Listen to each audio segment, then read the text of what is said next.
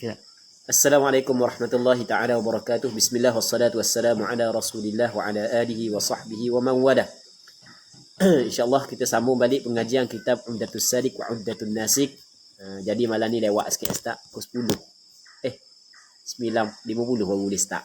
Sebab ada beberapa masalah teknikal sikit. Jadi kita sambung balik pengajian kitab Umdatus Salik wa Umdatun Nasik yang dikarang oleh Imam Ibn Naqib Al-Misri rahimahullahu subhanahu wa ta'ala wa nafa'ana Allahu bi'ulumihi fid daraini amin. Katanya waman ajaza an izalati najasatin bi badanihi aw hubisa fi mawdhi'in najisin shalla wa a'ada. Sesiapa hak yang tidak ataupun dia dikurung di dalam satu tempat yang penuh dengan najis, tempat yang bernajis, maka tetap wajib dia kena sembahyang. Cuma wajib dia kena ulang balik setelah daripada dia dapat bersih badan dia daripada najis tersebut, ataupun setelah daripada dia keluar daripada Okay, boleh mula. boleh. Putus sekejap. Alright. Okey, boleh. Muslimin muslimat yang dirahmati oleh Allah Subhanahu wa taala. Kita masih lagi dalam perbincangan berkenaan dengan syarat sah sembahyang. Yang mana antara syarat sah sembahyang adalah mesti kena suci pakaian kita, badan kita dan tempat sembahyang kita daripada najis yang tidak dimaafkan. Baik, ketika mana seorang tu tidak mampu untuk menghilangkan najis pada badannya ataupun dia dikurung pada tempat yang bernajis, maka apabila masuk waktu sembahyang tetap wajib dia kena sembahyang. Dia tidak dapat membersihkan diri daripada najis, dia tidak menggugurkan kewajipan sembahyang. Maksudnya tetap orang tu kena sembahyang. Cuma wajib dia kena ulangkan balik sembahyang tersebut. Ini menurut pandangan mu'tamad dalam mazhab Imam Syafi'i. Sebab dia wajib dia kena ulang balik, kerana yang pertamanya dalam mazhab Imam Syafi'i, najis ni dia adalah benda yang cukup berat berbanding dengan benda syarat-syarat. Antara syarat yang berat adalah najis. Sebab itulah dalam ketika benda mulut kita kena najis, dia kita pada bulan Ramadan, sunat kita berkomor ketika kita berwuduk. Dan sunat kita masuk air ke hidung kita kita berwuduk. Tetap sunat. Cuma makruh kita mubalaghah. Mubalaghah hukum dia adalah makruh bagi orang yang berpuasa. Tetapi kalulah mulut kita kepada kita mubalaghah ketika basuh. Okey. Sebab najis dalam mazhab kihok berat lah, bukan kihok ringan. Lepas tu wayan hani bisujudihi bihaitsu law zada asabah. Dah dia kena tunduk dengan sujudnya. Kan sujud kan kita sujud atas lantai. Dah tempat tu ada najis. Maka kata dia, cara dia masa dia tunduk untuk sujud saat itu, tetap dia masa dia sujud tetap dia kena tunduk macam biasa, tetapi jangan sampai ke dahi rapat latah. Kan dahi di atas najis, hukum dia adalah haram. Jadi kalau kita tengok dalam perkataan dia hanya 2 baris sahaja, tapi banyak hukum yang dapat difaham di sini. Antara hukum yang dapat faham di sini adalah tetap wajib sembahyang bagi orang yang tidak mampu untuk menghilangkan najis yang ada pada badannya, ataupun orang yang ditahan pada tempat yang mutanajis, tetap wajib dia kena sembahyang. Yang keduanya, wajib dia kena ulangkan badan bersama najis yang tidak dimaafkan dan yang dilakukan pada tempat yang penuh dengan najis. 2. Yang ketiganya, dalam melakukan sujud mesti dia kena turun juga kepada sujud. Mesti dia kena bongkok.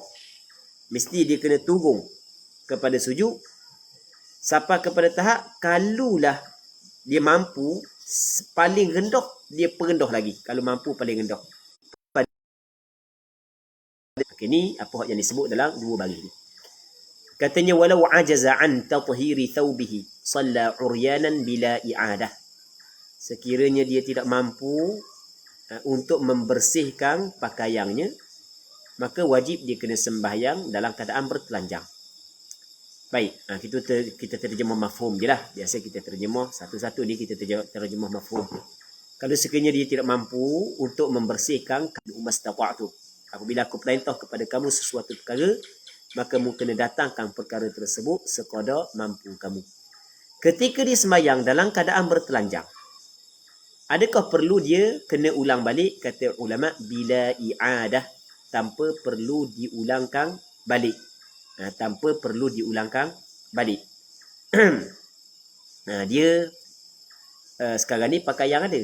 Pakaian ada, cuma dia tidak mampu untuk membersihkan pakaian tersebut.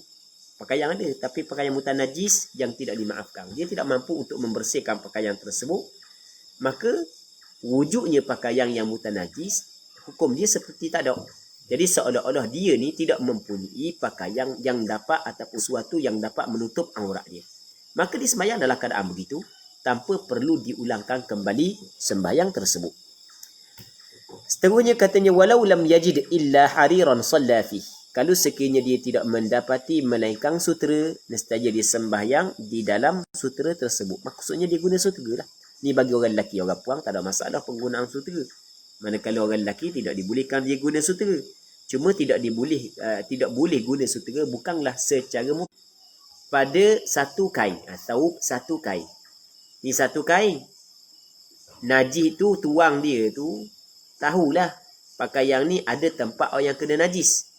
Tapi sembunyi tak ingat duk mana di lengan ke sini ke tengah ke tak ingat. Tu makna sembunyi. Tak zahir lah.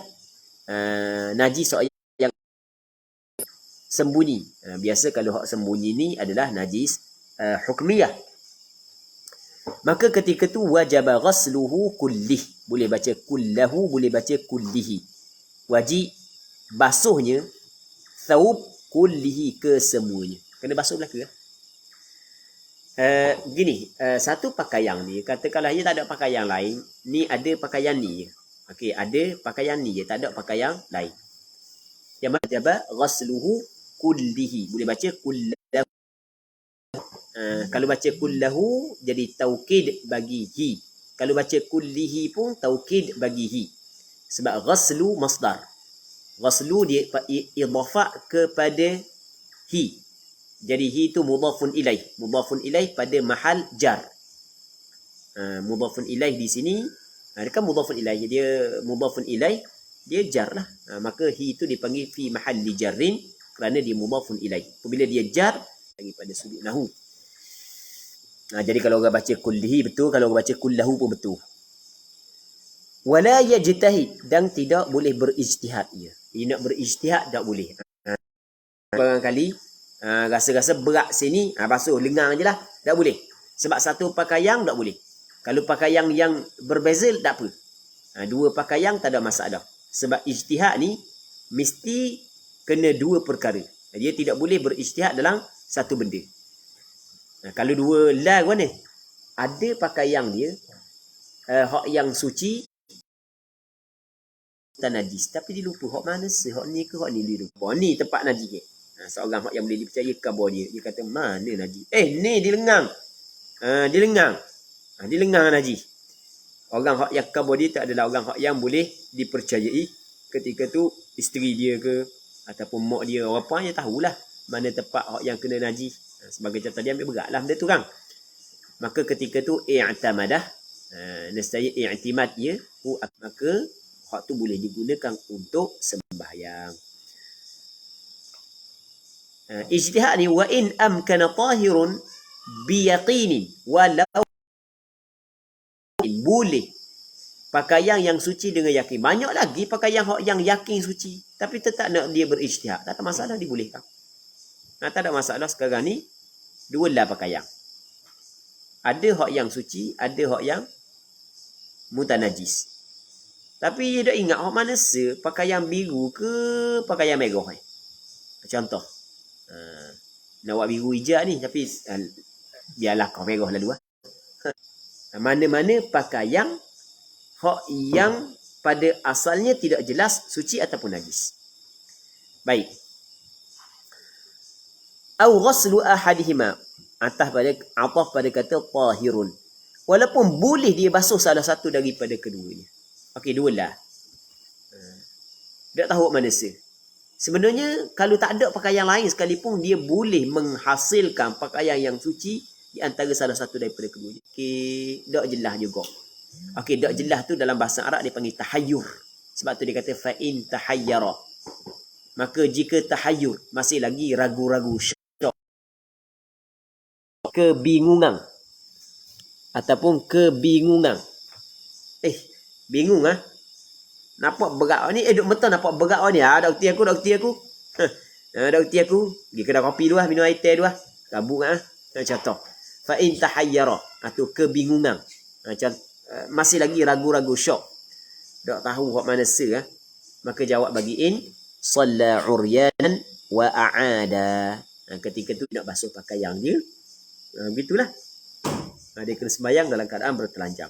Dia bukan syarat tu lagi. Syarat tu ada syarat yang kedua yang anda sebut tadi, iaitu tidak dapat pakaian yang diyakini suci. Fa in amkan wajib. Kalau jika mungkin, jika boleh membasuh pakaian tersebut, maka wajib ghaslu thawb. Wajib kena basuh. Okey, kata tiba-tiba dia berijtihad, duk cari alamat apa sekali aku ingat hak ni tu sebab tadi aku masuk saat ni tu aku duk tengok hak kena masa 2-3 hari lepas aku duk tengok hak yang kena tu aku masuk hak ni. Oh hak ni dah bukan hak ni sebab aku masuk nampak hak ni lalu. Sebagai contoh.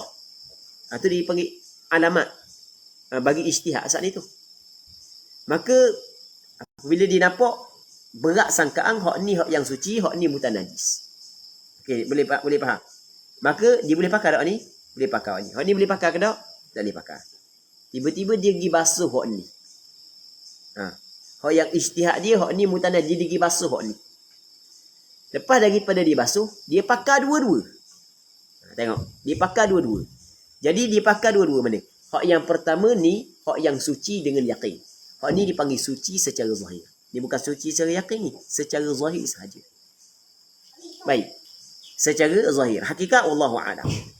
Ketika dia pakai pakaian hak yang suci secara yakin, sekali dengan pakaian hak yang suci secara zahir, maka kata ulama sah sembahyang ni.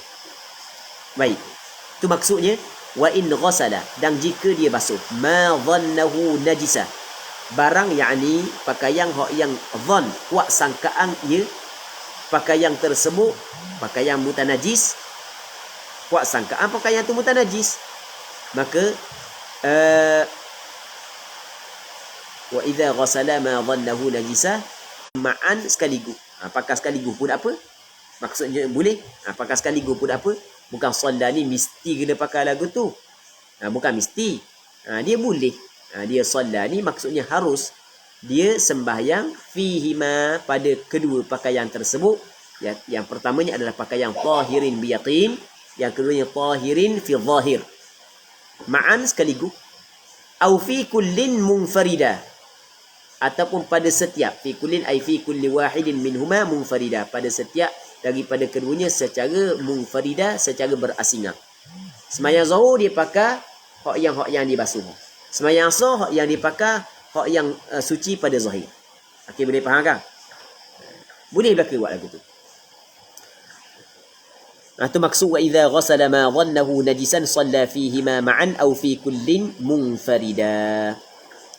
Walau shalla bila ijtihadin fi kulli thawbin marratan lam tasihha. Dia kata malah ijtihad lah, pakai gini lah, pakai sembahyang 2 kali. Zuhur sembahyang 2 kali. Pertama dia sembahyang zuhur dengan baju merah. Sembahyang, lepas tu sembahyang pula sekali zuhur, dia pakai baju warna biru.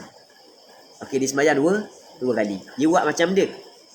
Baru ni kita ada bincang berkenaan kalau ishtibah, kalau kesamaran antara air mawar dengan air mutlak.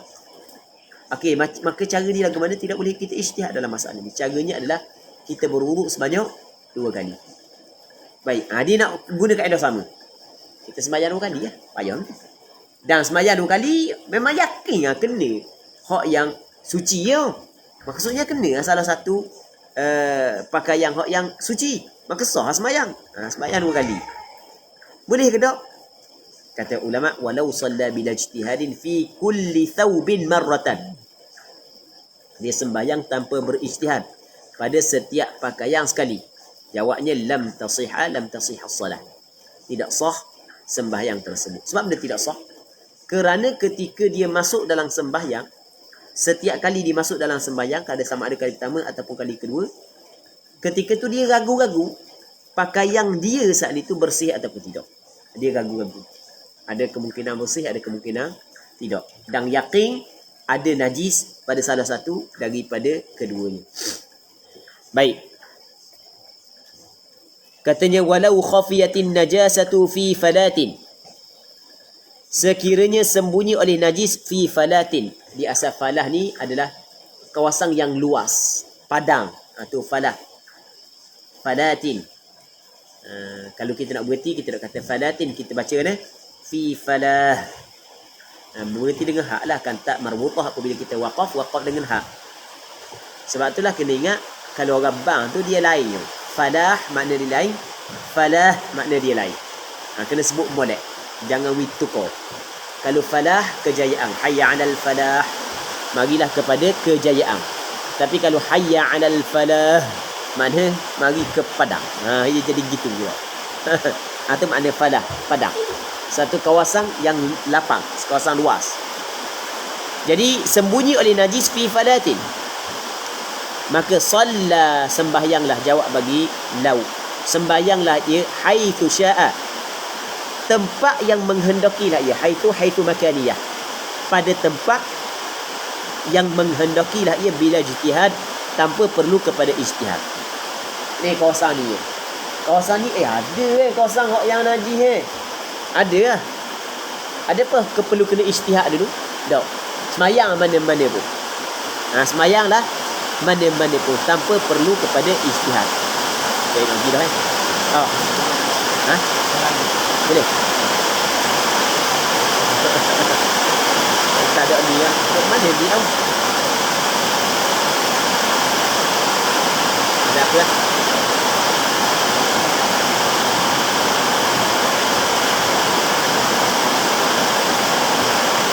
Kita baca sikit lagi.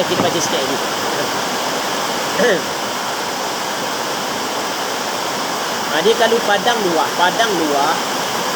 ada satu tempat yang kecil yang mutanajis, tapi kita tak tahu mana. Ada satu tempat yang kecil yang mutanajis, kita tahu situ mungkin, sini mungkin. Maka kata ulama, boleh kata kita sembahyang mana pun, melainkan hanya sekadar banyak tu je dalam sembahyang.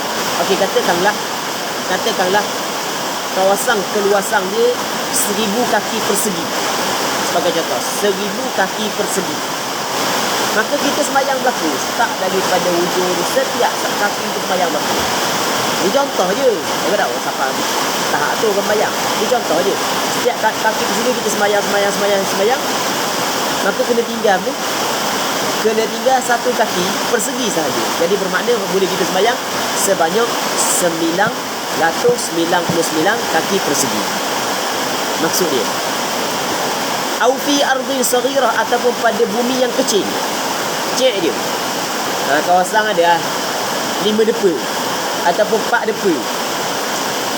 Yang mana di situ ada najis. Tapi kita tak tahu kawasan mana. Najis ada kawasan mana kawasan tu. Kawasan ni je lah. Kita kata, tapi kita dah ingat dah. Tak ingat kambing kecil. Tapi dah ingat situ ke sini ke, dah ingat sudah dah. Au fi baitin, ataupun pada satu rumah. Katanya wajib ghuslul kulli, wajib basuh sekalian, basuh batu. Kalau tempat besar tak perlu basuh. Kalau tempat kecil, maka basuh belaka lah. Itu maksud dia. Baik. Kalau misalnya atas ni ada kambing kecil, dia kalau kita biasa, kita kalau atas ni, kalau dia kecil, kambing kecil, kita tidak akan tukar depan dengan belakang. Ataupun kalau mungkin tak tukar, ada bau ni dia kecil, pasal depan tu, tapi dia ingat alik kanan tak ada lagi. Alik kanan lagi, basuh lah ke dua. Sebab dia satu. Kalau dua tu lain. Kan kita akan berlakukan ijtihad mesti pada dua perkara ni, satu benda. Satu benda tak ada kali nak ijtihad. Itu maksud dia. Walau ishtabaha baitani ijtahada. Kalau sekiranya kesamaran dua rumah, maka dia boleh berijtihad. Okey, malam ni kita kena sini dulu hujan lepas pula. Tak apalah, insya-Allah. Walaupun sedikit, tapi benda yang sedikit di sisi Allah Subhanahu Wa Taala banyak. InsyaAllah kita berdoa kepada Allah Subhanahu Wa Taala agar Allah Taala mengurniakan kepada kita keikhlasan dalam pengajian kita, dan semoga Allah Subhanahu Wa Taala memberkati majlis ilmu yang kita adakan pada malam yang mulia ini. Allah Subhanahu Wa Taala a'la wa a'lam, wa sallallahu ala sayyidina Muhammad wa ala alihi wa sahbihi ajma'in. Walhamdulillahirabbil alamin.